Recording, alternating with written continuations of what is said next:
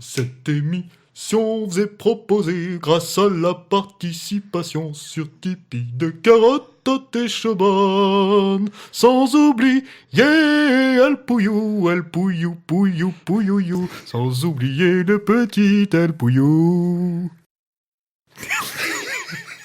La Voix des Bulles présente le Walley Club, le podcast BD bimensuel qui sait plus quoi inventer comme connerie pour démarrer.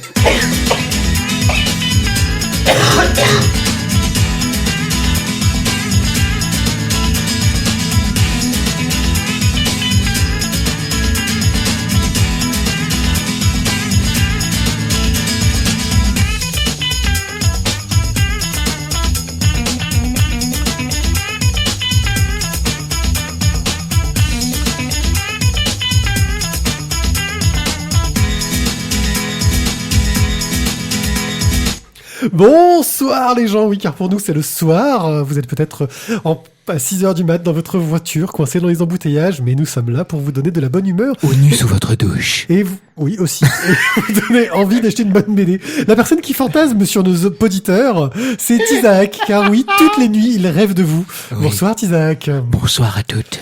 Le silence atterré que vous n'entendez pas, c'est celui de Thio, qui tente de se remettre de notre humour. C'est ça. Mais surtout, comment tu fais pour écouter de la radio sous les touches, en fait? Parce que moi, j'avoue, j'entends rien. Alors maintenant, il y a des pommeaux de douche Bluetooth où tu peux balancer le... Ouais. Quand tu as besoin d'un truc, tu demandes à Pierrick.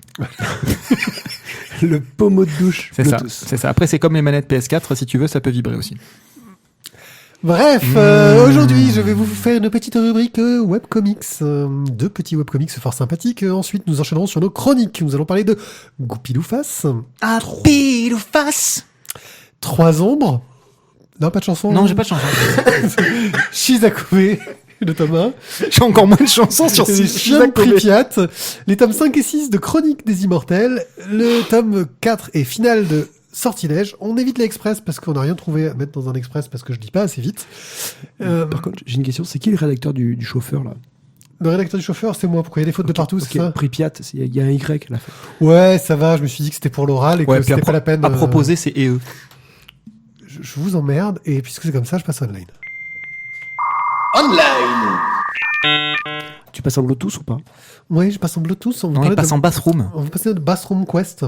Bathroom Quest, qu'on avait parlé déjà de lui, tu vois. Qu'on avait parlé de lui, oui, c'est ça. Waouh! Ouais, moi je parle la France. Sponsorisé par l'Académie française. Moi je parle la France et je vous emmerde. Je serai ta mère, quoi, vas-y. Ouais, c'est ça. Donc, Bathroom Quest, il nous a fait une superbe série qui publie sur grandpapier.org, un site de qualité que j'aime beaucoup. Mais de qualité, pas ceux qui font le podcast 404, de qualité parce que c'est de la qualité. Bref, ça s'appelle Tiny Fantasy et en gros, le résumé est très simple. Je vous lis tel quel. Il y a les grands héros qui affrontent des péripéties qui engagent le sort de l'univers tout entier. Puis il y a les autres qui vivent leur vie quotidienne dans tout ce bordel. Et donc nous allons suivre un groupe d'aventuriers qui essaye de vivre sa petite aventure dans un monde heroic fantasy, un peu humoristique, un peu bizarre. Et c'est un peu des aventuriers pas top, un peu loser. Tu vois ton groupe de Warhammer? Ouais. Voilà, tu sais, ce gars, il est chasseur de rats, tu vois, le mec. Ouais. C'est son métier dans la vie. Et ce chasseur de rats, à côté de ça, il y a le grand héros super beau qui vit ses aventures. Bref, c'est très sympathique, c'est très bien écrit, ça change un peu de ce qu'a pu faire Bathroom Quest sur... Zut, je trouve plus son autre série un peu trash, oui. Qui a sorti un album qui est très sympathique. Oui. En petite case colorée. Voilà, c'est du noir et blanc, c'est des planches de 6 cases. Et franchement, moi j'ai trouvé ça... Qu'est-ce qui se passe? Non, on est aussi sponsorisé par Desktop. Voilà, il y a un problème de débouchage, j'ai l'impression. Bref, je vous recommande fortement cette lecture. Moi, j'ai beaucoup aimé les pages que j'en ai lues. Pour le moment, il y en a 17 pages de disponibles. Tu as lu 17 pages? Ouais, je sais, je suis un fou. C'est énorme. Je suis un fou furieux. Et j'espère que il y en aura plus bientôt parce que c'est vraiment très très cool. Je vous avais déjà parlé du Secret des cailloux qui brillent. Le Secret des cailloux qui brillent, donc, entame sa saison 2, principalement sous la houlette de Timothée Le Boucher. Voilà. Il y a autant de H que ça? Oui. Putain. Oui, c'est pas fait arrêter par les flics? Et de temps en temps, pour écrire un truc. Oh là là. Bref. Bon coup de desktop. Le secret des cailloux qui brillent est aussi une saga d'Heroic Fantasy qui peut être soutenue par un Patreon, que je soutiens d'ailleurs, et qui change de dessinateur à chaque épisode. C'est des épisodes hebdomadaires. Dans Donc des toutes les styles, semaines. oui, dans des styles très variés. Non, je traduis pour les plus jeunes. Avec un côté turbo média, c'est vraiment du case à case, avec de temps en temps des petits effets animés, plus ou moins réussis. Les dessinateurs varient énormément, et donc en termes de qualité, vous trouverez votre bonheur ou pas. Je traduis, parfois c'est de la merde. Pour les plus jeunes. Voilà. Moi, globalement, j'aime beaucoup ce qui est fait. J'ai beaucoup aimé l'entrée en scène dessinée par Moby Dick sur l'épisode 1. Là, on commence à suivre en fait les aventures de la Reine des Sirènes, qui dirige son monde, quoi. C'est voilà, et qui s'emmerde et se prend d'affection pour un des héros de la saison précédente qui a été enfermé. Par son compagnon un de ses amis qui est devenu un mage sombre parce qu'il a été corrompu en devenant un mage, et elle essaye de recréer une histoire d'amour entre eux pour que la personne qui est devenue sombre se rachète et essaye de libérer la personne qu'elle aimait.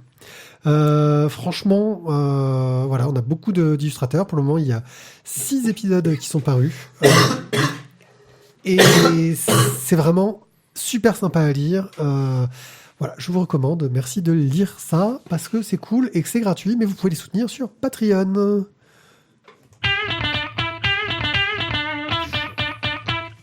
Attaquons nos chroniques. Mais oui. Avec Goupil-Louface. Mais oui. Avec Loulubi qui fait le scénario, le dessin, la couverture, la promotion et tout ce qui s'ensuit. Mais oui. De quoi nous parle Goupil-Louface? Mais oui. Waouh, le comique de répétition, Ouais, j'aime ça. Alors, donc, on a affaire à une petite Lou qui est qui a 16 ans, qui est en terminale et qui remarque pour la première fois une espèce de sensation bizarre, quelque chose qui est en train de l'aspirer, de la sucer de l'intérieur, qui aspire son bonheur, qui aspire sa joie de vivre, alors que jusqu'à présent tout allait plutôt pas trop mal. C'est que l'année suivante, quand elle est étudiante en art, elle intègre ensuite une école de jeux vidéo, etc. Et c'est là qu'elle se rend compte quand même qu'elle a des sautes d'humeur assez fréquentes, assez intenses, où elle est capable de passer de l'énergie la plus folle avec des crises de fou rire, etc., à un trou noir dépressif, de folie. voilà, et une productivité de folie, à une dépression totale. Elle vit tout en noir, tout n'a pas de goût, enfin rien n'a de goût, voilà, au bord du gaz. Bref, suite à ces sautes d'humeur quand même assez importantes, elle décide de consulter un puis plusieurs médecins. On lui diagnostique donc cette fameuse dépression. Elle prend des cachetons, sauf que ça n'a pas d'effet positif. Hein. Elle continue à sombrer dans cette espèce de dépression qui n'en est pas forcément tout à fait une. Et elle va essayer donc d'autres médecins, psychiatres, psychothérapeutes, etc. Pendant un an, une petite année à peu près, ça va mieux. Elle retrouve un petit peu de joie de vivre, et puis boum, repatatras, elle se retape encore une chute, mais alors cette fois-ci encore plus vertigineuse que la première, et donc elle recommence à faire le tour des spécialistes, etc., mais ça s'améliore pas, hein, bien au contraire, et donc elle tombe finalement sur une psychologue qui est spécialisée dans les fameuses thérapies cognitives et comportementales, et qui lui diagnostique une cyclothymie. Et donc là, on développe ce qu'est précisément une cyclothymie. Et en fait, on savait pas alors qu'on croyait. Exactement. Donc ce livre, eh bien, ça pourrait être une espèce de doctissimo, mais bien. C'est la bonne petite encyclopédie à fournir à tous les gens qui... Sauf aux hypochondriaques. Ouais, mais bon, ça c'est encore un autre problème. Eux, il faut jamais rien leur filer. C'est vraiment très très bien foutu. On nous explique de manière pas pompeuse les différences qu'il peut y avoir entre donc la cyclothymie, la bipolarité, quelle famille appartient à qui est imbriqué dans quoi, quelles sont les différentes catégories, comment ça se traite les uns par rapport aux autres, quels sont les effets des antidépresseurs sur ce genre de pathologie.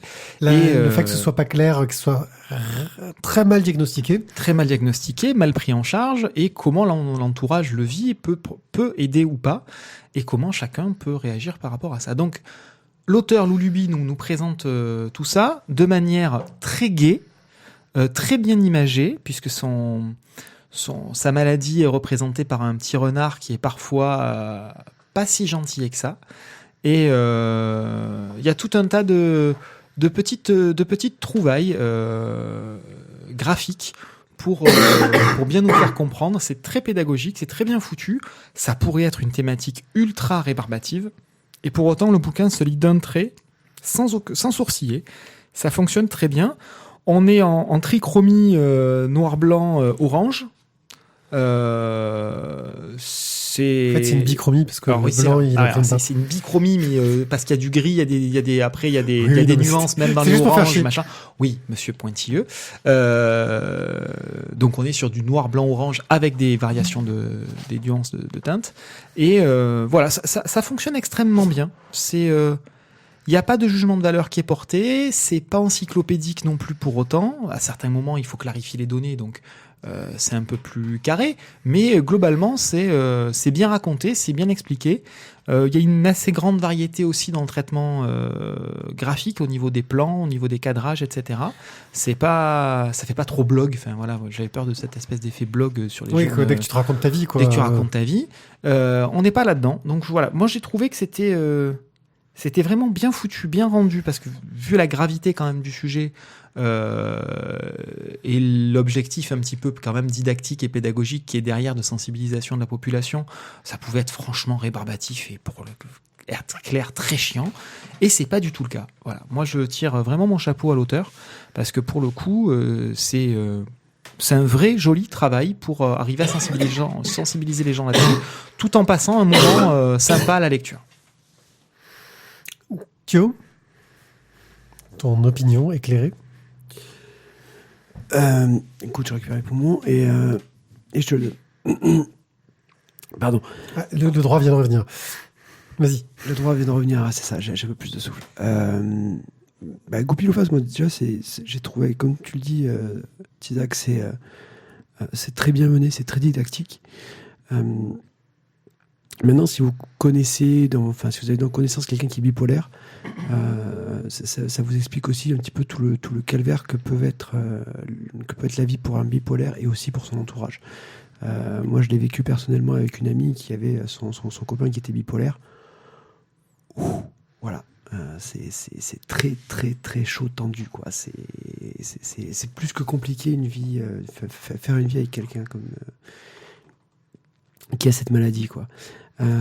Mais clairement, je trouve que c'est un formidable bouquin qui est très didactique, qui explique vraiment très très bien toutes les différentes phases que peut rencontrer un bipolaire. Et moi, je trouve que ça, même si j'en savais déjà quand même pas mal, ça m'a quand même bien aidé à comprendre encore certaines choses qui restaient un peu obscures pour moi. Puis les niveaux, moi j'aime aussi que ça nous explique que on peut être, alors c'est pas bipolaire exactement, c'est cyclothymique, enfin il y a un terme un peu, c'est un type de bipolarité, il t'explique qu'il y a plusieurs niveaux, c'est que tout le monde peut l'être à une plus ou moins grande mesure, tu peux l'être sans que ça ait une grande influence sur ta vie, mais tu peux l'être à un stade plus grave et plus pathologique. C'est ça, puis c'est quelque chose qui évolue, parce que quand elle est plus jeune, ça n'apparaît pas, ou en tout cas c'est juste dans les troubles du comportement. Et 6% des gens sont touchés. Et 6% c'est énorme, c'est absolument gigantesque, 6%, quoi. Une personne sur 20, plus d'une personne sur 20. Ah, c'est monstrueux. Voilà. C'est absolument énorme. Prenez, pour ceux qui sont étudiants, parmi ceux qui nous écoutent, regardez autour de vous dans votre amphi, et puis faites un petit pourcentage, quoi. 6% des personnes qui vous entourent. C'est juste énorme. À différents stades. Oui, après, voilà. À différents stades. Mais voilà, c'est juste. Mais ça peut déjà être handicapant, même à un petit stade, j'ai envie de dire. Parce que voilà, après, pour arriver à conserver un métier, pour arriver à conserver une vie familiale, pour arriver à conserver un métier, donc un appartement, tout s'enchaîne et tout devient compliqué, quoi. Voilà, parce que du coup, du jour au lendemain, c'est pas forcément quand on tombe dans la dépression, même simplement les phases d'euphorie sont absolument abominables. Ah, ben tiens, je vais faire le tour du monde! Et on plaque tout et on se casse à l'autre bout du monde. Enfin, Ça, sans entre guillemets, ça pourrait être la phase la plus sympa, quoi. Voilà, mais oui, mais Non, à parce que l'arrivée, ça, Le problème, c'est qu'une fois que t'as fait ton tour du monde, tu t'effondres de 40 000 km. c'est ça. c'est- Et accessoirement, t'as perdu ton boulot, du coup, t'as plus de thunes, t'as claqué Non, toute ta thune en oui, faisant mais ton voyage et tu reviens, sauf t'as que pas là, rien. du coup, t'as fait un truc, entre guillemets, un peu intéressant. Des Oui. fois, ça peut être aussi, ta phase euphorique, c'est, je vais être à fond dans l'alcool et dans les jeux d'argent. Ouais. Voilà. Et là, tu es au taquet, quoi. Ouais. C'est au top. Et puis, comme Et tu perds, et parce puis que tôt en- ou tard, tu perds. Puis ensuite, au bout de 6 mois, là, tu as 6 mois où ton corps est vidé totalement. Il faut que tu fasses qu'une chose, c'est dormir. T'es une larve. C'est ça. Un peu chaud tendu, quand même. Donc voilà, donc c'est pas le premier bouquin quand même du genre. Hein. Il y avait Oui, l'année là, du c'est- crabe qui était extrêmement connu sur le cancer. On On est dans tu l'as cette... lu pour en parler L'année du crabe. Oui. Je l'avais feuilleté, je ne l'avais Ah. pas lu. Et donc voilà, ça fait partie de cette veine de bouquins plutôt bien foutu et qui... Voilà, ça marche bien. Moi je trouve, j'aime bien cet aspect à la fois didactique mais sympatoche. Moi, je vais reprendre un argument commercial de l'éditeur. Voilà, qui est Vendry, qui dit souvent qu'est-ce que c'est 15 € quand on a la santé? Et ben qu'est-ce que c'est 15 € quand on est cyclotimique? Ben c'est pas pareil. Donc je sais pas si les cyclotimiques peuvent l'acheter. Donc son argument il foire là pour le coup. Merde bordel. Il va pas réussir à la vendre sa BD avec ce genre d'argument. Enfin moi j'ai trouvé ça très très bien. Oula, C'est on l'a perdu. Je sais pas s'il est cyclotimique, mais on l'a perdu là. Je trouvais ça très très bien, très très bien mené, didactique sans être chiant, ce qui est pas évident, léger dans le ton, c'est pas pontifiant. On te dit pas c'est l'horreur machin chose, c'est non, il y a des solutions, il y a des façons de s'en sortir, c'est pas facile, mais À ça se aucun gère. moment elle s'apitoie sur son sort Voilà. et elle cherche à nous apitoyer, à verser l'alarme. Hein. Dans quelle phase a-t-elle écrit ce bouquin? Est-ce que c'est elle qui l'a écrit? Ouais. Voilà, moi non, j'ai trouvé que dans le genre c'est très réussi. Il y a beaucoup de positifs. Est-ce que ça mérite un coup de cœur? Est-ce que Non, moi je Non, mets pas un voilà. coup de cœur. Mais j'ai Très passé bien. un bon moment. voilà, très très bon bouquin. Il était à deux doigts, un pied, il avait déjà le stylo à la main, il était Moi, comme j'étais prêt, ça, moi, il je commençait à suis- faire le contour et tout, Ah ouais. et appliqué en tirant la langue. Parce que j'aime les... Matt, t'aurais mis un coup de cœur toi? Non. Ah voilà. Voilà, mais ça reste un très très bon bouquin qui nous parle d'un sujet qui est mal connu. Enfin, peu connu, mais vraiment mal connu. Même pas les spécialistes. Et donc, je vais devoir vous parler de Et un, et deux. Et 3 ombres de Cyril Pedrosa, paru chez Shampoing. Ah, c'est les mêmes auteurs que Naguère les étoiles, dis donc. Non, les mêmes éditeurs. Mêmes éditeurs, Même pardon. auteur. Mêmes éditeurs. Ah non. C'est donc édité par Lewis Trondheim. Bon, ça y est, on peut avancer ou? Ouais, non, c'est juste pour Naguère les étoiles, c'est tout. Donc, l'histoire de Il est 3 que ombres, on jeune. va suivre l'histoire d'un petit garçon qui vit donc seul avec sa maman et son papa J'habite seul avec maman. dans une cabane au fond d'un bois, vas-y. Dans une cabane au fond du jardin. Voilà. Attends, qu'est-ce que je pourrais trouver d'autre? Je crois qu'ils auraient un chien. Exactement. Ouais. Et des fois, ils vont aussi à la pêche. À la pêche au moule, moule, moule. Voilà, donc ça, on les a faites. Tu Attends, veux en je trouver cherche. d'autres là, mais je pense qu'il faut faire la chronique là. Ah, et oui, et il parle aussi à un moment, ils mangent ensemble des cerises. Ah, le temps des cerises. Ah, tu l'as eu, tu l'as eu. là Et là. voilà, tu as perdu le game. Thio, tu vas pouvoir faire ta chronique. Bon, et bien donc voilà, ça y est, on y était donc le petit garçon, le papa, la maman. Quand tout on le monde. partait de beau matin, quand on partait sur les chemins. Oh putain, c'est pas possible. Mais c'est bon, t'as À perdu. bicyclette. Non, t'as perdu. T'en es sûr, Tu l'as je perdu, sais tu vas fermer ta gueule jusqu'à la fin de la chronique. pas. Donc Joachim, donc le petit garçon, un jour, dans cette vie idyllique, il aperçoit des ombres sur la colline. 3 ombres. Et forcément, lui, en tant que petit garçon, petit enfant, ça dit, oh, papa, il y a des ombres là-bas, ça me fait peur et tout. Donc, du coup, papa lui fait, mais non, c'est pas grave, c'est 3 pèlerins qui passent, laisse-les passer, c'est bon. Et puis ils partent, la vie continue, et puis finalement, les ombres reviennent de temps en temps. Des fois le soir, des fois le matin, des fois dans la brume. Et le petit Joachim, ça le travaille, ça le tricote quand même tout ça. Donc du coup, Ça tricote son papa aussi. et du coup, sa maman, elle va aller voir la vieille magicienne du village. La Baba Yaga, mais pas russe. Ouais, la Baba Yaga n'est pas russe, mais qui lui dit que oui, non mais en fait, les ombres, elles sont venues chercher son fils. Voilà, tu le sais déjà depuis longtemps. Tu sais Et que tu n'y peux rien. Tu n'y peux rien. C'est comme ça. Il va falloir que tu leur donnes. Quoi que tu fasses, Voilà, le mal est partout. les hommes sont partout où tu regardes. Et donc, là, on va suivre ensuite le chemin du père de Joachim qui va tout faire pour soustraire son enfant à l'influence des trois ombres. Éviter cette fatalité. Éviter cette fatalité par un voyage lointain qui va lui amener beaucoup d'aventures à lui et à son fils.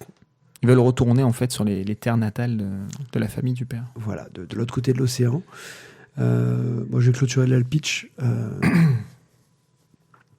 C'est, je trouve, un splendide conte. Voilà, c'est... à la fin, il y a le passage qu'il faut, comme dans tout conte, pour qu'on soit là à voir la petite... Aïe, oh putain. Voilà, c'est douloureux. C'est douloureux. C'est douloureux, c'est là pour faire peur. C'est ça. C'est un excellent conte. Alors après, je dirais pas qu'il est pour enfants. Pas tout à fait, non. Ouais, mais bon, c'était l'idée du conte au départ. Hein. C'était justement pour que les enfants comprennent. Oui.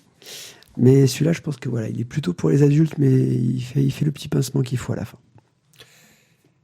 Pour moi, c'est une parabole, une vraie parabole sur la maladie et la perte d'un enfant.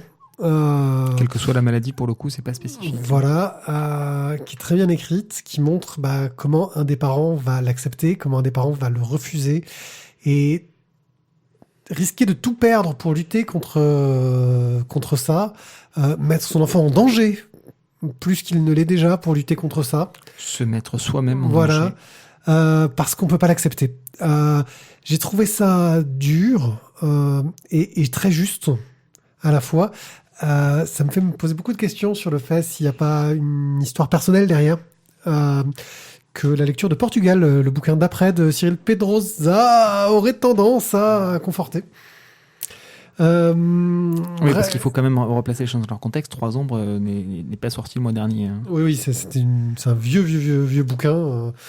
Enfin vieux, je sais plus quelle année, mais il est plus tout jeune. Oh, il doit bien avoir. On va chercher un copyright vite fait planqué quelque part. 2007.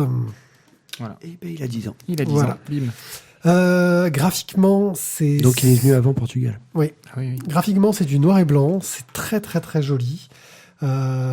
Stylo, crayon, pinceau, encre. Enfin, il y a un peu. Il y a un travail sur le délié, délier. sur les mouvements, sur le côté très, très dans le mouvement des traits des personnages. Un côté un peu cartoon qui fait très animation, tu vois, dessin d'animation, mais vraiment dans le mouvement. Je trouve que ça marche très, très bien. Et puis, un travail sur les noirs aussi, quand il en faut, pour montrer la dureté, l'horreur. Un sujet très, très difficile. Moi, ça m'a énormément touché. J'ai vraiment eu du mal, entre guillemets, parce que je voulais savoir, mais je savais, en fait. C'est ça qui est horrible, c'est que tu sais comment ça va finir, mais tu veux le lire jusqu'au bout parce que tu te dis que peut-être que non. Et quelque part, il y a ce côté conte, justement, que tu racontais, Thio, où ils avaient un peu retourné les choses, où l'enfant sauve le père, d'une certaine manière, où la famille essaye de se reconstituer quand même. Voilà, vraiment un bouquin, moi, qui m'a énormément ému, que j'ai trouvé splendide, magnifique, super.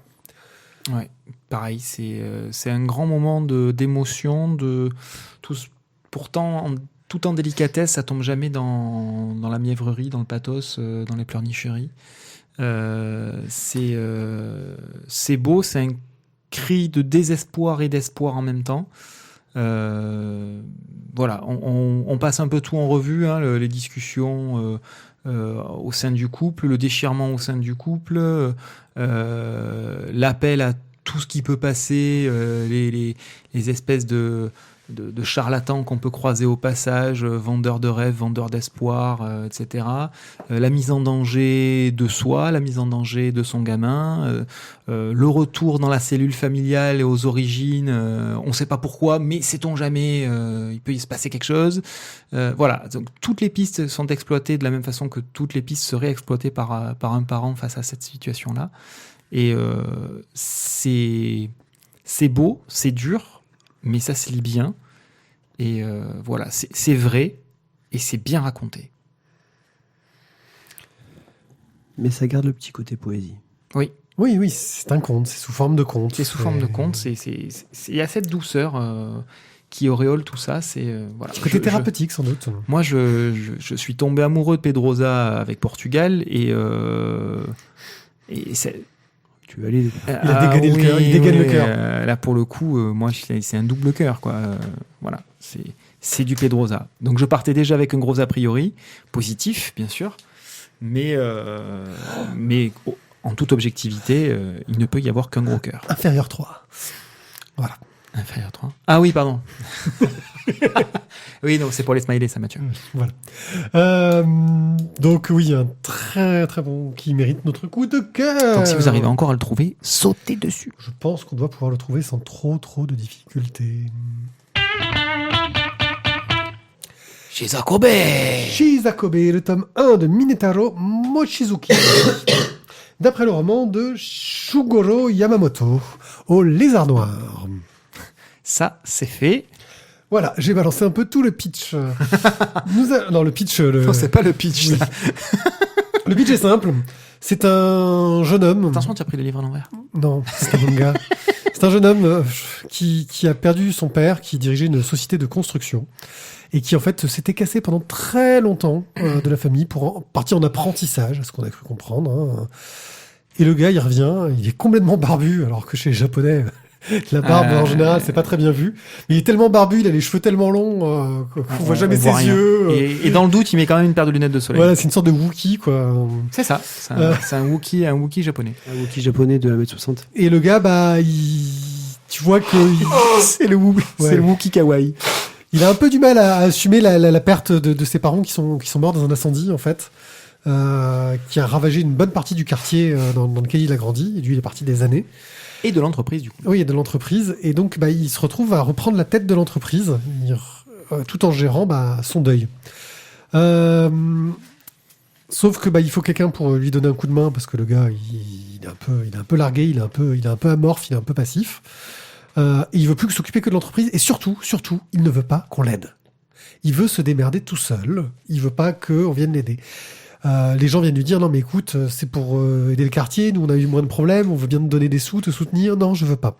Là on peut te proposer un prêt avantageux parce qu'on tient la banque qui est dans le quartier aussi. Non, je veux pas. Donc pour l'aider, il trouve une jeune fille qui est une fille qu'il a connue quand il était plus jeune, qui va s'occuper de la maison, quoi, de la famille. Sauf que le problème, c'est qu'elle s'occupait de jeunes enfants abandonnés. Et qu'elle essaie de les faire débarquer avec elle. Et les gamins, c'est un peu tous des cas, entre la gothique, celle qui a toujours peur, ceux qui font que des conneries, enfin c'est vraiment les cas sociaux. Et il se retrouve à devoir en plus gérer ça. Au début, il essaie de faire comprendre qu'il veut pas les garder, ces gamins. Mais il va devoir. Et va se rajouter à ça la jolie jeune fille du banquier, le banquier qui est un peu sordide, mais totalement sordide et pervers. Il est abominable. Oui, il est abominable. Il est présenté tel quel. Mais c'est présenté avec une sorte de décalage étrange, très asiatique. Et surtout, avec une sorte de narration, j'ai envie de dire, érotique light. C'est-à-dire qu'on n'a rien de visible ou quoi que ce soit. Mais chaque mouvement, chaque geste, il y a une douceur érotique, je trouve, dans chaque représentation qui amène une sorte de tension entre les personnages, que ce soit le héros barbu, je vous épargne les noms parce que je m'en souviens plus, le héros barbu, la jeune fille qui s'occupe des gosses, et la fille du banquier qui, elle, a un diplôme qui lui permet de s'occuper des gosses, sinon ils peuvent pas les garder, enfin, voilà. Donc on a ce triangle amoureux qui se met en place. Et un cliffhanger qui m'a fait halluciner parce que en gros, à la dernière page du bouquin, ils disent « Hey, maintenant, je vais vous expliquer le titre du livre. À suivre. » J'ai trouvé d'ailleurs ce cliffhanger assez réussi. Moi, j'ai trouvé ça très intéressant, sachant que le bouquin d'origine se passe au Japon médiéval. C'est une transcription contemporaine. On retrouve un peu tout ce côté de ces romans japonais contemporains, un peu bizarres, avec ce décalage, avec cette relation décalée qu'on n'a pas en Europe à la sexualité, à la gêne, à la façon qu'on a de... À la pédophilie, ouais. Oui, aussi, parce que Après, c'est pas présenté. Le coup du père qui a remarqué que sa fille avait grandi et qui la prend en photo en cachette, etc. C'est glauque, mais c'est pas présenté que. Non, c'est plus que glauque. Ah oui, mais c'est pas. Il la prend en photo et en plus, il partage les photos. Oui. Oui, parce qu'il veut que l'autre sorte avec sa fille. Oui, non mais. Voilà. Ah non, mais c'est glauque. Mais non, moi ça m'a pas plus choqué que ça, si ce n'est que oui, on présente ce personnage comme un personnage glauque, mais ça aurait été un assassin, on l'aurait présenté pareil, quoi. Voilà. Voilà. Donc moi j'ai trouvé que c'était plutôt réussi, que ça marchait plutôt bien, que ça montrait une sorte de quotidien japonais, une sorte de mouvement des relations amoureuses au milieu enfin, dans cet esprit japonais qui est compliqué. Hein. Je crois que ça va être compliqué de gérer l'amour au Japon avec tous leurs codes, leurs difficultés communication sociale. Alors je me fais peut-être des clichés, hein, mais c'est l'impression que ça donne dans ce bouquin. Tizak, qui est la seule autre personne qui l'a lu, est beaucoup plus... Pour une fois, je n'ai pas lu le livre. Pour une fois, oui, on a fait exprès, on l'a pas refilé à Thio pour qu'il n'ait pas le temps de le lire. Je te le laisse quand même. Hein. Putain, c'est con, on aurait pu mettre un cœur, hein, Pierrick. Non. Ou pas. Non, parce que tout... Faut pas déconner. Non, toi, t'as pas aimé du tout. Alors moi, je l'ai pas aimé du tout. Pour résumer, l'élément principal, moi, qui m'a fait gerber, c'est donc la présence de ce père-là. Pourtant, c'est un détail de tout le bouquin. Hein. Et alors, c'est un détail qui, en plus, n'a strictement aucun intérêt dans la trame générale de l'histoire. Qu'est-ce que ça vient foutre, ça, en plein milieu, mis à part créer un truc qui dérange. Voilà, c'est une espèce de Welbeck débile en plein milieu, là. C'est une Welbeckerie, voilà. Donc, hormis cet élément dérangeant, le reste est dénué de profondeur, dénué d'intérêt. C'est le personnage principal, il a le charisme d'une moule cuite. La jeune fille qui est chez lui, elle a un caractère de merde. On a bien compris qu'ils ont une histoire d'enfance qui traîne. Mais franchement, elle arrive un peu comme un cheveu sur la soupe, avec en plus une tripotée d'enfants. On sait pas trop bien d'où ils sortent et pourquoi est-ce que c'est elle qui s'en occupe. Il faut quand même. C'est tiré par les cheveux. Et la nana du banquier qui débarque, qui est censée être la nana charmante, mignonne, intelligente, qui a tout pour réussir, machin. Pareil, qu'est-ce qu'elle vient foutre au milieu d'où elle... Non, moi je trouve que c'est très mal construit, que le fond n'a pas un intérêt phénoménal, et qu'en tout cas sur ce tome 1, mis à part avoir une succession de scènes plates, caractérielles, et avec ces deux énormes moments de dérangement et de gêne pour moi autour du père très malsain et pédophile, je ne vois absolument pas l'intérêt. Alors effectivement, tu parlais du cliffhanger à la fin sur le pourquoi du comment, le titre, mais pareil, ça arrive comme un cheveu sur la soupe. Ils sont en pleine discussion et c'est « Ah, au fait, tu connais Shisakobe ?» Non mais... Voilà. « Oh, tu connais le tueur ?» Voilà, pareil, tu vois, qu'est-ce que ça vient foutre? What the fuck? Donc, non. Voilà. Par contre, je vais donner un gros point positif pour moi. On sort, à mon sens, des habitudes de cadrage et de dessin de manga.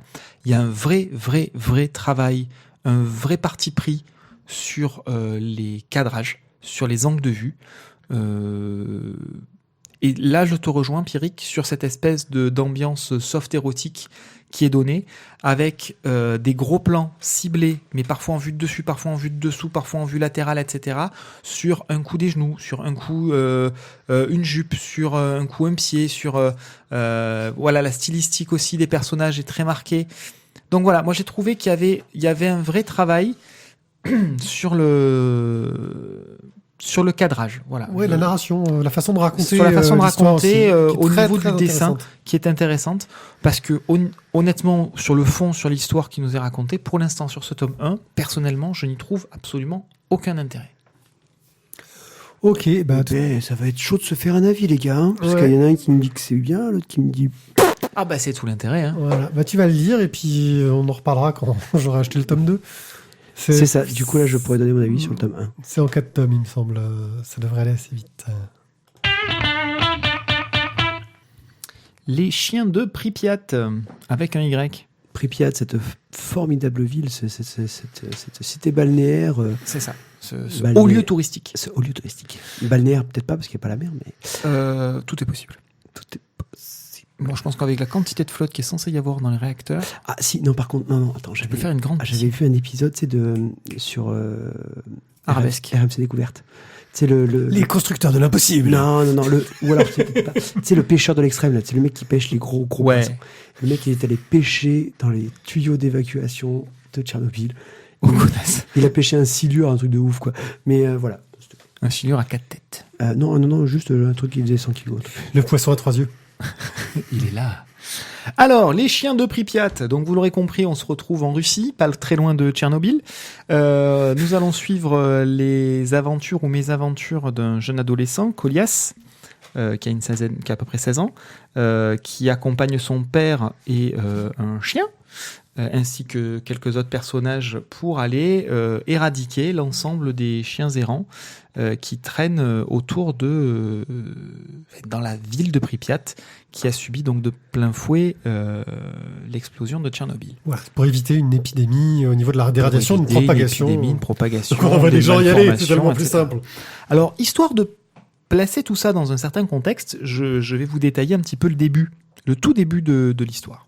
Donc, le côté bourru du père va vite vous sauter aux yeux. Donc, le jeune Kolias s'occupe d'une chienne qui vient de mettre bas d'une portée de 9 chiots. Les petits chiots têtent gentiment leur maman. Et le père demande à son fils d'aller prendre un chien d'une autre portée et de le balancer avec les autres chiots. Que va-t-il se passer ? Petit A, l'ensemble des chiots vont dévorer le nouveau petit chiot. Petit B, ils vont laisser de côté leur petit camarade. Petit C, le petit camarade va pouvoir profiter gentiment des mamelles de sa nouvelle maman. Eh bien, c'est la solution petit C qui se présente. Oh, que c'est beau, que c'est mignon, que c'est bisounours. Pas tant que ça. Non. Eh ben non. Parce que le papa dit, puisque c'est comme ça, puisque les autres chiots sont des grosses lavettes et qu'ils se laissent marcher dessus par un nouvel arrivant qui est capable de leur manger sur la tête, eh bien, mon cher fils, tu vas choisir l'un des chiots, tu vas le garder, c'est le seul qui survivra. Les autres, on les met dans un sac et tu vas les jeter au fond du puits. Je trouve qu'au niveau de la construction mentale psychique d'un enfant, ça pose bien des bases. Disons que pédagogiquement parlant, c'est intéressant. Oui, ils sont sympathiques. Ça met tout de suite les choses en place, je trouve. Voilà. Et donc, cette petite historiette-là se termine par une grande lumière blanche au fond, qui correspond donc à l'explosion de la centrale de Tchernobyl. Voilà comment l'histoire débute. Donc, on retrouve Aurélien Ducoudray sur ce bouquin. On est encore en Union soviétique, dans l'ex-Union soviétique, dans ce tome, comme dans Mère Russie. On va suivre donc une équipe de chasseurs brutaux qui va rencontrer d'autres personnages tout aussi brutaux dans les rues et les immeubles plus ou moins laissés à l'abandon de Pripyat, mais il y a quand même une population qui continue à vivre sur place, mais ils sont plus ou moins laissés à l'abandon. C'est vraiment des villes fantômes. Donc voilà, on baigne dans cette espèce d'atmosphère rude, dure, et tout ça c'est bien rendu, je trouve. Pourtant, c'est assez coloré. On aurait pu avoir quelque chose de moins enfantin, quelque chose de moins coloré pour renforcer justement le côté difficile, pour même essayer de donner cette lourdeur dans l'atmosphère, parce que bon, il y a des radiations quand même tout autour. Tout le monde se chie dessus et comprend pas bien comment est-ce qu'on va se protéger de ça. Mais c'est pas grave, nous on est des gros bourrus, on y va quoi. Ça rejoint 2 points. Ça rejoint la bande dessinée qu'on avait lue sur Tchernobyl, là, où il te montre Tchernobyl comme c'est beau, en fait, etc. Oui. Je trouve plus le nom, malheureusement. Et aussi, l'auteur précise... Dernier jour... Et l'auteur précise aussi que au niveau du paysage de ruines, il a dû en rajouter. Parce que en vrai, c'était pas aussi en ruine que ça, en fin de compte. Parce que les radiations n'ont pas détruit les bâtiments autant que ça, en fait. L'explosion n'a pas fait autant de dégâts. Et juste la nature qui avait un peu repris ses droits. Donc ça, c'est dans l'interview qu'il y a dans le dossier de presse.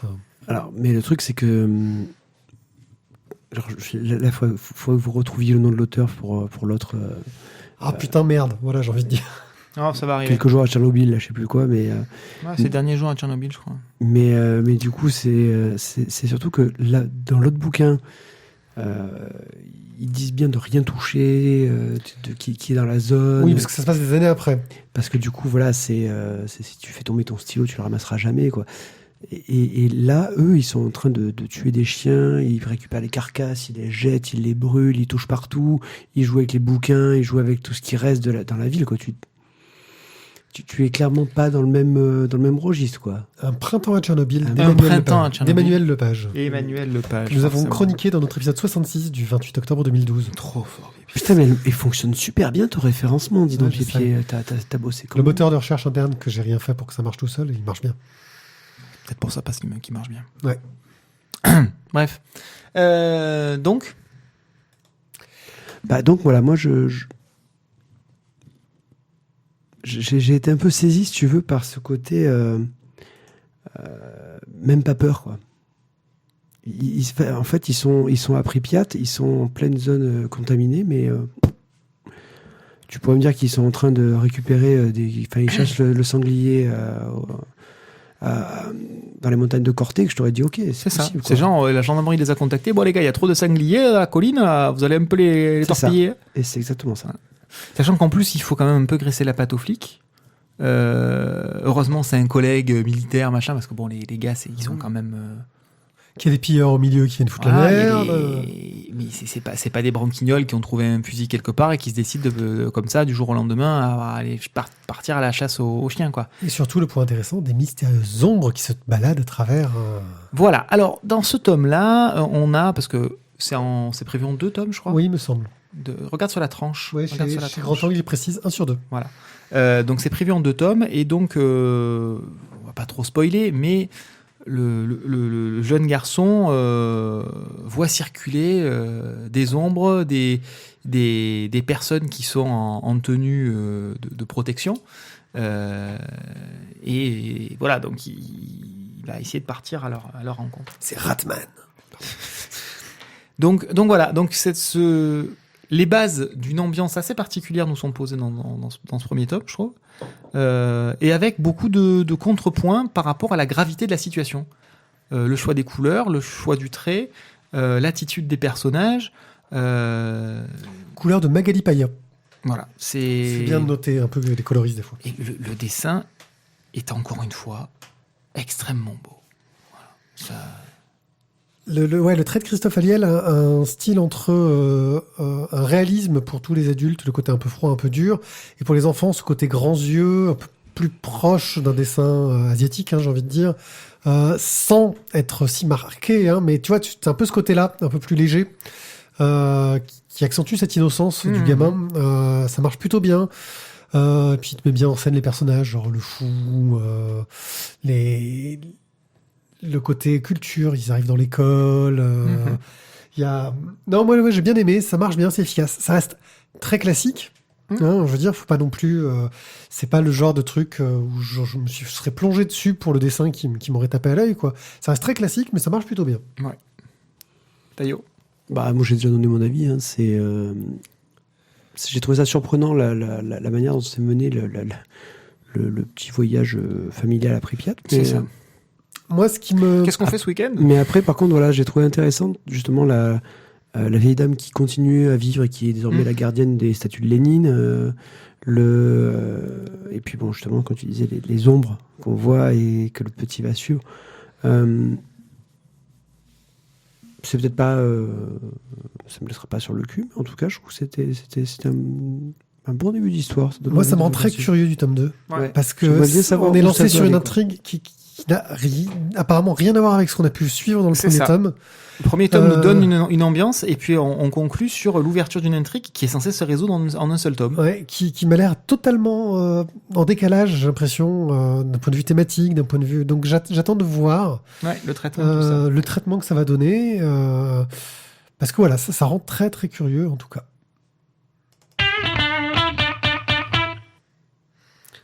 Bien, c'est la chronique des Immortels, tome 5 et 6. Alors, donc, dans notre chronique des Immortels, alors, Merci. Vas-y, fais des belles prononciations allemandes, s'il te plaît. Précédemment. Alors précédemment, Dans Chronique non, des c'est Immortels. déjà plus facile. Oui. Enfin bon. non. Si, oui et non. Donc, les Chroniques des Immortels, donc de Wolfgang Holbein et alors von Eckartsberg et Scheiko. Voilà, merci. Alors, Même pas mal. même pas mal, exactement. C'est basé sur les romans de Wolfgang Holbein. Ou Holbein, ou un Holbein. truc, enfin voilà. Un truc dans le style, quoi. Voilà, la Chronique des Immortels. Donc là, c'est le coup de grâce en 2 parties. On va donc suivre nos personnages de la Chronique des Immortels. On va faire un petit rappel rapide. Ouais, qui ils sont. Notre personnage principal est un vampire, ou une sorte de vampire de l'époque. On n'est pas encore... Ah, c'est une réinterprétation du mythe du vampire, mais globalement, il C'est- boit du voilà, sang pour aller mieux et se sentir bien. C'est une sorte de drogue et il est immortel. Ouais, mais il n'est pas obligé d'en boire. Ils peuvent Ouais. passer des années sans en boire. Et c'est chaud. Manger du bœuf. C'est peut-être ça, ouais. Et donc il est avec un ancien esclavagiste mort qu'il a sauvé d'une exécution dans un tome précédent et qui désormais donc le suit un petit peu comme une sorte de... il faut qu'il lui rende l'appareil, quoi. En espérant devenir immortel à son tour, en fait. Parce que surtout. oui, lui, secrètement, ce qu'il aimerait bien, c'est que l'autre lui confère l'immortalité. Dans ce bouquin-là, on va suivre nos 2 personnages qui vont avoir la faculté de rencontrer une nouvelle créature mythique. Alors, qui va-t-il être? Qui va-t-il rencontrer? Le cyclope. Et non, L'oiseau à 3 yeux. non. Tu l'as pas lu, donc tu peux chercher, mais moi je sais. Bon, Twilight. Le garou. Mais Eh oui, sans blague. Les mecs torse-poil qui ont trop chaud. Oh là là. Bon, là, ils sont pas torse... Ah si, ils sont torse-poil. Mais ils n'ont pas trop chaud. Merde. Ah, mais non, mais. Voilà, donc on Mais va... pas tant que ça, en fait. Mais bon. On va retrouver le mythe du loup-garou. Tiens, ça faisait longtemps qu'on n'avait pas croisé le loup-garou et les vampires ensemble. Alors, Et c'est bien traité. Alors C'est- là, pour le c'est coup. Bientôt au cinéma, dans le 4e ou 5e ou 6e tome, je sais plus. Alors, c'est bien traité parce que justement, je trouvais ce qui est intéressant, c'est qu'on est dans un univers médiéval et on va avoir la religion qui va venir jouer tout son rôle dedans. On va aussi avoir l'Inquisition qui va être mêlée à l'histoire et ça va donner, je trouve, au diptyque un côté vraiment intéressant et des rebondissements qui sont pas mal, quoi. Parce que moi, il y a par exemple, à un moment donné, j'ai eu un petit rebondissement. Clairement, voilà, je n'avais rien vu venir et j'ai pris. oui. Alors, Pour tout te dire, les premiers tomes, j'avais beaucoup aimé, surtout pour le dessinateur, qui avait changé de style en cours de route. Ouais. Ça manquait un petit peu, c'était 3 tomes les premiers. Enfin, ils ont réédité les trucs, c'est un peu compliqué l'histoire éditoriale. Normalement, 2 bouquins, 2 tomes de la BD correspondent à un roman. Le deuxième cycle, c'était autour de Dracula, dans les Carpates, tout ce que tu veux. J'avais trouvé ça un peu pas terrible, mais vraiment, tu vois, ça m'avait un peu... Le dessin était très bien, mais les clichés sur les vampires, machin chose, tout ce que tu veux. Là, je me suis dit, putain, ils vont nous faire le coup des loups-garous, ça va être chiantissime. Et ben non, ça marche très très bien, c'est très bien traité pour le coup. Bon, après, ils oublient un peu l'intrigue principale du héros, ils traitent vraiment que l'histoire... tu sais, c'est... Quand tu regardes un épisode des experts, quoi, tu oublies un peu l'intrigue du personnage principal, c'est son enquête qui nous intéresse, quoi. Bah là, c'est un peu ça. Mais l'enquête est plutôt bonne, l'intrigue est plutôt sympa. Plutôt bien menée. Les héros se retrouvent du coup à subir pas mal quand même d'aventures et de péripéties.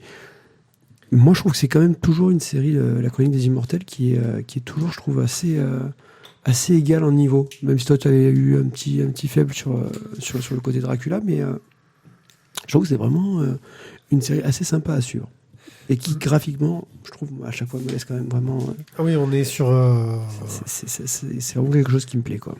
Ouais, on a un style graphique très réussi, un travail sur la couleur surtout, que j'aime beaucoup, sur les teintes, les ambiances, qui marchent très très bien, un côté... réaliste, des scènes d'action bien menées. En plus, là, j'ai trouvé que justement, les loups-garous sont pas traités graphiquement, classiquement, j'ai envie de dire. On est plus dans la forme, la demi-forme humain loup-garou, tu vois. Sauf, il y en a un, bien sûr, qui est la vraie forme loup-garou, qui arrive vers la fin, on va dire.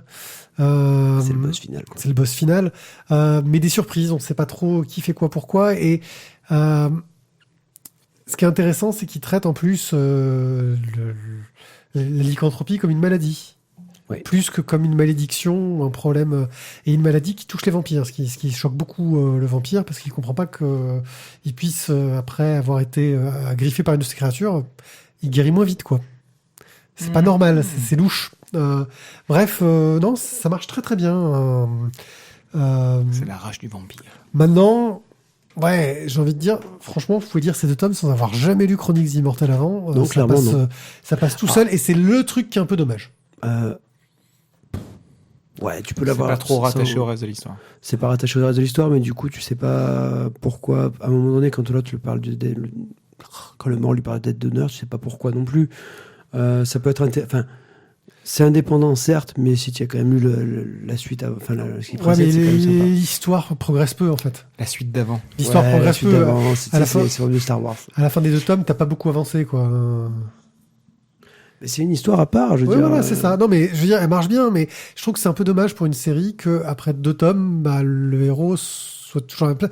Enfin, ça fait très. Alors qu'on est sur un graphisme et une façon de raconter très moderne, ça fait très vieille série. Tu sais, bah, t'as fini ton Tintin, bah, à la fin, il est toujours reporter, il est toujours, Oui, mais il est toujours célibataire et Il s'est rien passé. il s'est rien passé, quoi. Mais sauf que, je veux dire, ton vampire, il doit se déplacer du point A au point C. Bah, sauf que entre-temps, entre le point A et le point C, il lui arrive des trucs. Le mec, c'est Euseb, quoi. C'est Euseb dans 2 capés de crocs. Il a pas de bol. Il se balade, il est vampire, tranquillou pilou. Je veux dire, eh ben voilà. Underworld, le combat de Zeb. Qu'est-ce qui lui tombe sur la gueule? Eh ben voilà, des loups-garous. Ah, ben super. Le vampire en pilou-pilou. Ouais. Merde, il a tué Euseb. Ouais, je C'est crois bon, que- ça fait une bonne paire de gants. Ouais. Ok, donc Surtout que c'est l'avantage, ils Chronique sont des 2. Immortels chez Paquet, le coup de grâce en 2 tomes qui reste très sympathique. Underworld, Blood Wars, bientôt dans vos salles. Il y a le prochain Underworld qui va sortir, en fait. Ouais, c'est Blood Wars, je crois. J'en ai raté plein, je pense que Et j'ai peur de pas il y a- suivre. et il y a le dernier Resident Evil. Ouais, et ça, c'est bien que ce soit le dernier. Ah, Ah non, mais j'ai raté tous ceux d'avant, je vais rien comprendre. Ouais, bah moi ça va. J'ai vu le 1, je crois le 2. non, mais moi, je les ai tous vus. Ah ouais. Ouais. Ouais, et non, mais par contre, je vous préviens, j'ai jamais vu un seul au cinéma, quoi. Faut pas Ah. déconner, quoi. Ouais. Mais du coup, celui-là, je le regarderai aussi. Bon, si on parlait de Sortilège, le livre 4 par Dufaux et Munuera, c'est le dernier tome de cette saga. Alors, c'était une saga sur une histoire d'amour entre 2 personnes. La Blanche d'Entremonde, l'héritière du trône d'Entremonde, et Maldoror, le dirigeant du monde du dessous. C'est des enfers, en gros. Qui se sont rencontrés et qui sont tombés amoureux. Et bien entendu, cela a posé bien des soucis, car de nombreux complots avaient lieu entre la sœur de Maldoror qui voulait prendre sa place sur le trône et d'autres personnes qui voulaient prendre la place sur le trône des enfers, et tous les problèmes familiaux de Blanche avec son frère bossu qui était jaloux de son pouvoir et qui voulait aussi prendre sa place. Bref, tout le monde veut prendre sa place, comme le dirait Nagui. Et... Oui, je sais, j'ai des références. Et bien entendu, ils essaient de tenir le plus de semaines possible. Et bah, en gros, Blanche a réussi à reprendre le contrôle d'Entremonde. Après une espèce de guerre éclair. Ouais, de guerre éclair, grâce au soutien de Maldoror. Maldoror, lui, est en train de perdre petit à petit ses pouvoirs parce qu'il est en train de s'humaniser grâce à l'amour Ah, l'amour. qu'il éprouve pour Blanche. Toujours l'amour. Mais le pouvoir corrompt Blanche qui devient de plus en plus Fionesque. mauvaise. Ouais, c'est ça, un peu fionesque. Oui, c'est ça. Et puis du fion, c'est ça que tu veux dire en fionesque? Non, c'est pas ça. Non. Je connaissais pas cette expression. Elle fait des malversations. Voilà. Comment cela va-t-il se passer? Car Blanche ne respecte pas trop sa parole vis-à-vis de ce qu'elle avait promis vis-à-vis des alliés de Maldoror, C'est ça. qu'ils le prennent Ouais, mais en mal. même temps, ils sont pas beaux. Hein. Ouais, c'est vrai. Et à côté de ça, tous les gens qui sont tombés essayent de remonter, de s'en sortir comme ils peuvent pour pas se faire couper la tête. Il En reste, faisant encore des complots. voilà, il reste des félons de partout. Et nous suivons cette mésaventure qui finit sur une fin en miroir du début de l'histoire, dirons-nous. Ouais. Ah, c'était ça dont je m'évoquais tout à l'heure, c'est ça? C'est Ouais. ça. Quand tu fais des Bref, avec les bras. ça reste quelque chose de très joli. Le dessin de Munuera est vraiment magnifique. Ce côté très cartoony, studio Disney, ambiance. Et lumineux. Voilà. très lumineux. Voilà. Moi, j'aime beaucoup le graphisme. La narration de Dufaux, un peu lourde, plus légère que ces derniers Complaintes des Landes perdues dont on parlera bientôt. Bientôt, ouais, quand tu auras fini de les lire, Voilà, enfin, voilà, parce Oui. que j'ai un peu du retard. 27,5. Pardon. Ouais, enfin bon. Bref, on retrouve un peu les mêmes thématiques sur l'amour, le pouvoir qu'il y a dans Complaintes des Landes perdues. Enfin, surtout dans le premier cycle de Complaintes des Landes perdues.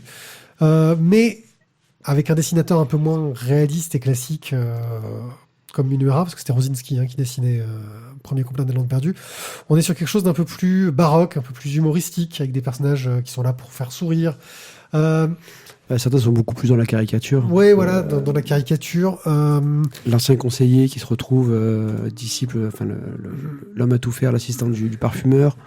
Voilà, c'est quand même les deux sont très caricaturaux, quoi. Voilà, il joue beaucoup là-dessus, donc un côté un peu plus léger, je trouve, mais qui a la fin. Voilà, c'est difficile de pas spoiler, donc je vais essayer de ne pas le faire. Disons que la fin est intéressante, mais un peu convenue. Je trouve, pour du... Voilà. C'est plus que convenu, c'est-à-dire qu'au bout de la 2e page du livre, on a compris où est-ce qu'on allait aller. Ouais, en fait, et bien, faut que là où pas, on y va quand même. c'est expliqué dans le 4e de couverture, en fait. C'est pour ça qu'il ne faut jamais lire les 4e. Tu l'avais lu ? Il ne faut jamais lire les 4e de couve. Tu l'avais lu ? Oui. Ah, et ça t'a gâché un peu aussi. Ben oui, mais c'est ça. Mais les éditeurs, mais qu'est-ce que vous foutez, bordel, quoi? Un 4e de couve, vous racontez pas la fin du bouquin. Vous faites soit un résumé des tomes précédents. Mais moi, on m'a dit de faire un résumé du livre. J'ai fait un résumé du livre. Mais pas jusqu'à la fin, une couillon, putain. Ma foi, si tu mets pas à fait, ça sert à quoi? À l'acheter. Ah, moi, c'est pas ce qu'on m'a dit.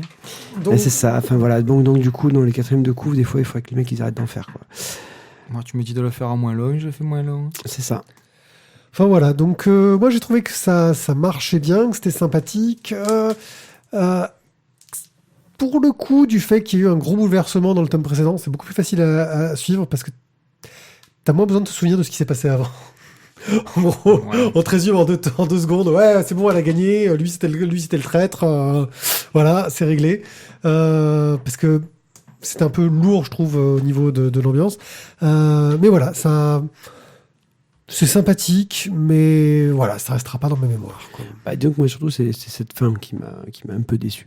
Voilà, clairement, j'espérais un petit peu plus. J'avais trouvé ça plus palpitant sur les 3 premiers tomes. Des idées qui étaient très sympas, qui étaient vraiment intéressantes, bien menées. Et là, Oui, parce que finalement, la sœur de Maldoror, qui est quand même, à mon sens, la Morgane, un personnage qui pourrait être vraiment abominable et mettre vraiment du piquant dans tout ça, elle est complètement sous-exploitée. La petite gamine là qui part en vrille et qui boit le charme, machin, elle est complètement sous-exploitée. Et ça part, et puis boum, ça s'arrête. Oui, le coup qu'elle devient la sainte, etc. Voilà. Moi, je trouvais Ouais. l'idée sympa. Hein. Il se passait quelque chose, il y a La- des choses qui étaient... Et puis, La C'est sœur genre, du prince des merde, ténèbres j'ai- qui devient la sainte Qui parce devient qu'elle la était sainte, enchantée. c'est ça. Il y a des choses qui étaient là, qui étaient en place, et puis ça fait « Ah merde, j'ai mon bus, vite, faut que je finisse. » Et puis voilà, c'est torché, c'est fini. Alors c'est beau. Moi, depuis le début, je trouve ça absolument splendide. Mais alors là, la fin du scénario, pour moi, c'est complètement bâclé. C'est une vraie déception, parce que j'en espérais beaucoup. Et voilà, je suis très, très, très déçu de cette fin. En fait, j'ai l'impression, et je pense que c'est un peu le problème que j'ai avec Dufaux, c'est que c'est du scénario à la papa, tu vois. C'est à l'ancienne. Du scénar un peu comme on le faisait il y a quelques années, quoi. Et sauf que là, le scénario à la papa. ouais, et que là, avec le dessin de Minuera, avec le dessin de Minuera qui est très moderne, très jeune, avec toutes ses influences, que ce soit des influences asiatiques, américaines, on voit qu'il y a un peu tout ça qui est au milieu, tu vois, dans les traits, un certain dynamisme, une mise en page qui se permet d'avoir un peu de pêche, quoi, un travail sur les couleurs qui est génial. Voilà, je trouve qu'il y a une sorte de... Ouais, ça dénote un peu. On s'attend, avec ce style de dessin, à quelque chose d'un peu plus punchy, un peu plus surprenant, qui va un peu bouleverser les codes, alors que là, on a l'impression que, ouais, on nous avait annoncé dès le début ce qui allait se passer à la fin, et ouais, voilà, c'est ce qui s'est passé. Voilà. Merci d'être venu. Voilà, c'est vraiment dommage. Petite C'est déception. vraiment très dommage. Bien, quelque chose à rajouter? On est tous déçus, c'est cool. Faudrait qu'on mette en place un anti-cœur. Un Anti-cœur. Non, parce que ça le mériterait pas, pour le coup. C'est pas mauvais. C'est Non, juste mais pas, là, j'y pense. ouais. Un pic. L'anti-cœur. Un pic. Pic. 40. Trèfle. Tapis. Vert. Putain. Arrêtez de révéler notre âge avec ce genre de référence. Ça fait mal. C'est ça. Tu sais quand même que c'est un jeu que la Française des Jeux a arrêté parce qu'en fait, on gagnait trop souvent. Eh oui, eh oui. Bah là, ils ont fait une nouveauté. Hein. Oui. Eh ben, ils augmentent le tarif de 20 centimes et ils nous permettent de gagner 10 fois 20 000 euros, Ah, soit 200 000 euros. c'est pas mal. Ouais. Pour en acheter des BD avec tout ça.